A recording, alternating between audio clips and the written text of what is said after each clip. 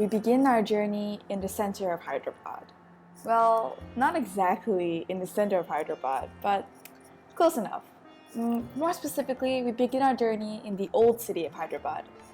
And I'd like to virtually show you around 4 places and tell you a story about Hyderabad's rocky journey with religion. India has been plagued by conflict regarding religion for years. And to better understand these conflicts, it's important to know why they happened. India is incredibly diverse, so Hyderabad's story doesn't read like other Indian cities. But perhaps history might teach us how to deal with conflict of our own, because Hyderabad is a conflict that we are all familiar with. A conflict of difference. So let's start from the beginning. At the Gulzar Houz, the fountain at the center of Hyderabad. When it was first built in 1595, it was a majestic structure, bubbling with water, clean enough for soldiers to drink from. Since then, it has deteriorated, and I wouldn't encourage anyone to drink from the water. Gulzar Houz has fallen into disuse, and if you visit it in person, it doesn't feel all too important. But it marks the beginning of Hyderabad because this is where Muhammad Qutb Shah chose to move the capital to during his reign. He was the 5th king of a dynasty that had been shut off within the walls of Golconda Fort for many years. And with the rule of the Qutb Shahi dynasty secure for so many years, he felt no need to hold himself in the fort. He wanted an open city, one which was unequaled in the world and was a replica to paradise itself. So he moved the capital to the Old City and surrounded it with gardens, just like in the Muslim representation of paradise. Think of it a little bit like the Garden of Eden. And then he built Gulzar Houz, a replica of the fountain in paradise itself, from which 4 rivers flowed, carrying water, wine, milk, and honey in abundance. Bagnagar, his prize. For Hyderabad was not its name during his time.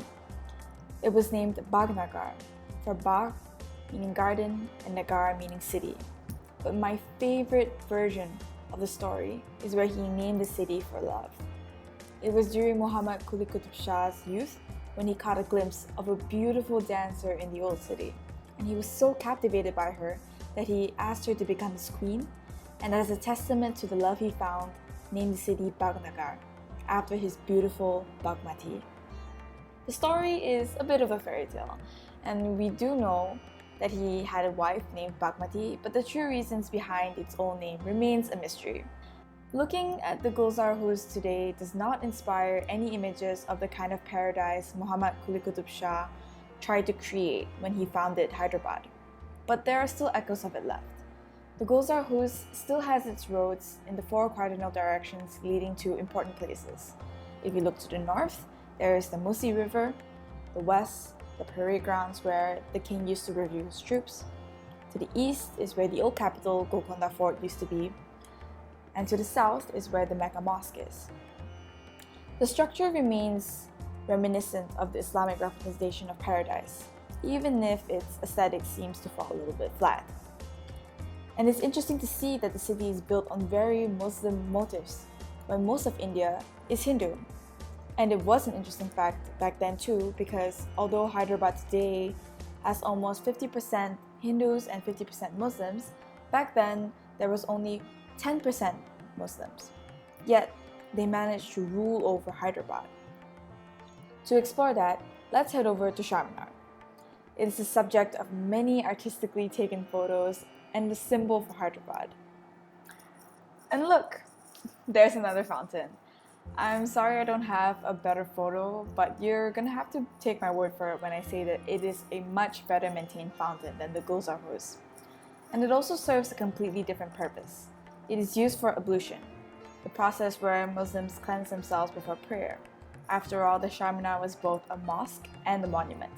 Its name is in Urdu, a language which is a Persianized version of a Hindustani language, or in other words, a blend of both Muslim and Hindu culture. So translated, it means 4 minarets, named after the structure itself. But how did the Qutb Shahi dynasty rule over Hyderabad? A Muslim minority ruling over a Hindu majority. It must have been a tolerant society for such a large monument with Muslim roots to continue existing in the center of Hyderabad. And during the Qutb Shahi dynasty, it was tolerant. Even though the very first king, Quli Qutb ul Mulk, made Shiaism, which is a Muslim sect, a state religion, he emphasized religious tolerance. He built Hindu temples and attended their processions, and he allowed not just Hindus but all other religions to practice freely. His successors after him continued to patronize other religions until the end of their dynasty in 1687.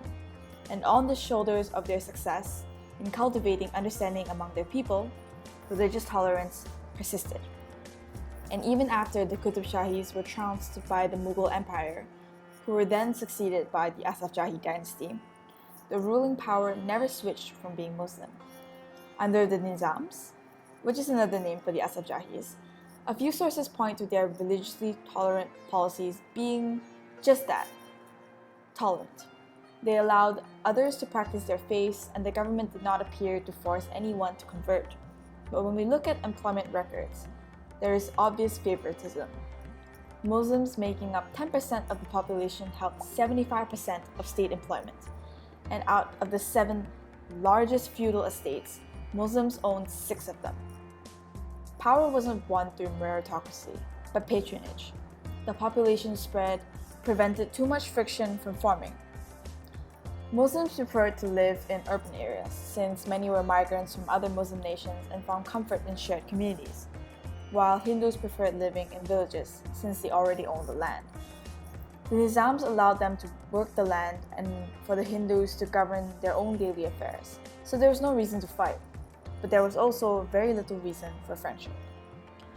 And of course, these cultures didn't live completely separate from each other. I want to show you a little bit of Hyderabadi culture at the Nimrah Cafe. It is a charming place with an amazing view of the Charminar, and if you ever do manage to visit in the future, I'd encourage you to treat yourself to a cup of tea, or chai as they say here, and a couple of Osmania biscuits. These Osmania biscuits were the favorites of the last Nizam. His name was Osman Ali Khan, and he loved them so much that the bakery he kept ordering them from was so impressed by his patronage that they named the biscuits after him, and the name has stuck ever since. But we'll get back to Osman Ali Khan later. The chai, which people sometimes call Irani chai, finds its roots in Persia, which is also coincidentally where the Qutb Shahis came from. Now, there is no direct link between the Qutb Shahis and Irani chai's appearance in Hyderabad, but rather it is the safe space Hyderabad had become that made people from other Muslim nations feel comfortable in settling here, and in turn bringing parts of their culture with them. Chai, in combination with Osmania biscuits, has over the years become a staple, enjoyed by all Hyderabadis. It is one thing they share, but these are thin threads holding the two communities together. The Nizams are praised for success for bringing economic and cultural growth to Hyderabad. I mean, look at all the buildings named after the last Nizam, Osman Ali Khan. There is Osmania University, Osmania General Hospital, Osmania Medical College Metro Station. And they could also be praised for maintaining peace between the Shia and Sunni Muslims, who have been historically and also presently at odds with each other. But one thing they didn't manage to do was maintain peace between the Hindus and the Muslims. I think it's apt to set the scene where Hindu-Muslim relations started to fall apart at Chowmahalla. The name means 4 palaces. All 7 Nizams lived here, and it might surprise you to know that the 9th Nizam, who is no longer ruling Hyderabad, still owns the place. And you can imagine each of the Nizams ruling from within these walls. But the Nizam I want you to think about is the last Nizam, Osman Ali Khan. He ruled for 50 years, from 1911 to 1967. And to put things in perspective, the British had been occupying India for almost a century before his rule. Suffice to say, they had a hand to play in Hindu-Muslim relations. There was a master narrative crafted by the British to keep India divided. They stoked the flames between Hindus and Muslims, conflating conflicts so much so that it is difficult to establish what truly happened in the past. Even though the British largely left Osman Ali Khan to his own devices, they were not a guiltless party. The British influence is partly why, when India gained independence from the British, as a part of negotiations, Hindustan was to become split into Muslim-dominant Pakistan and Hindu-dominant India. Tensions between Muslims and Hindus ran so high that they simply could not exist together under one nation. Hindustan was being split, and Hyderabad, as an independent princely state, had to choose to join either Pakistan or India. And being a Muslim ruler of a Hindu majority, he didn't want to come under India. But as this map shows, he didn't really have much of a choice. He was surrounded by Hindu-dominant states who would surely join India and was too far away from Pakistan to feasibly come under their rule. Besides, Osman Ali Khan wanted to remain an independent, princely state. He did not want to be ruled by anybody else. But while he fought for Hyderabad's independence, there was trouble brewing from another group who desperately wanted Hyderabad to remain independent too. And that was the Razakars. They were a paramilitary group formed under a Muslim religious group who were rivals with a Hindu religious group. Both these groups had initially begun to try to convert others into their religion almost 20 years before the partition. The situation wasn't soothed by the Nizams, who sided with the Muslim group, and these tensions reached a fever pitch when the partition came. The Muslim paramilitary group, the Razakars, had begun terrorizing Hindus and Muslim dissenters in an attempt to maintain Hyderabad's independence. But the Indian state wasn't just standing by and waiting. While Osman Ali Khan tried to fend off the Indian state, their military simply wasn't strong enough to hold them off. And in the end, the Indian army stormed into Hyderabad. The event was known as Operation Polo. Later on, President Nehru of the Indian state caught wind of excess violence that was going on and sent a committee to investigate. It was a mixed committee, intended to be unbiased. They returned to him with the Pandit Sundaral report that estimated 27,000 to 40,000 deaths due to religious violence. Apparently, the Indian army selectively disarmed Muslims and not Hindus, for the Hindus to be able to unleash their pent-up rage over the Razakars' earlier violence against them, resulting in even more deaths. But it is difficult to verify when the event was kept silent. President Nehru never published the report, perhaps to keep the peace in the newly formed India. He only released the report to the public in 2013. And in the years after Hyderabad relinquished its independence and came under India, which was in 1947, violence continued.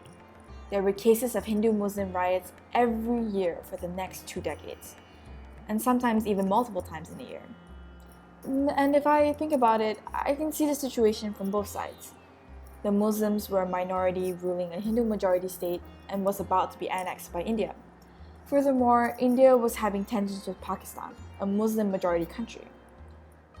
How would they treat the Muslims of Hyderabad if they lost their independence? There was a lot at stake for them. And the Hindus themselves felt threatened too. If they continued under Nizam rule, the balance would always be tipped away from them. They already did not hold much political power and could feel Hinduism becoming lost to Islam. Their heritage was being lost, and this was the perfect chance to take it back. Plus, with the violence from the Razakars, future violence under the Nizam felt like a promise. There was a lot at stake for them too. Hyderabad was not one cohesive state, but two factions vying for their own interests. Culturally, they were both very different. Socially, they existed in different spheres, with most Muslims occupying state positions and most Hindus occupying the industrial sector. Economically, they did not need each other, since they each functioned within their own communities. There wasn't a single piece of thread to link two communities together.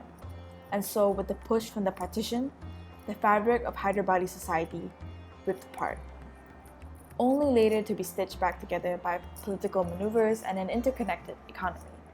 It certainly isn't perfect today, and protests often let loose a couple of stitches now, but it has mostly been held together since then, from the solidarity amongst the people today. So, let's go back to the beginning, back to the Gulzar Houz. And tell me, what do you see now? Do you still see Muhammad Qutb Shah's paradise? The beautiful city he dreamed of building? Or do you see Osman Ali Khan's legacy of culture and growth in Hyderabad, in high-tech city, and maybe even just in the universities and hospitals named after him? Perhaps, maybe now you see bloodshed, the aftermath of the violence between Hindus and Muslims, the violence between fellow countrymen. But sincerely, I hope you see it all. I hope that the next time you visit the old city, whether it will be your first time or your 10th time, you will be able to look at that old fountain and see how far Hyderabad has come, and how far it has yet to go before it becomes a true paradise on earth.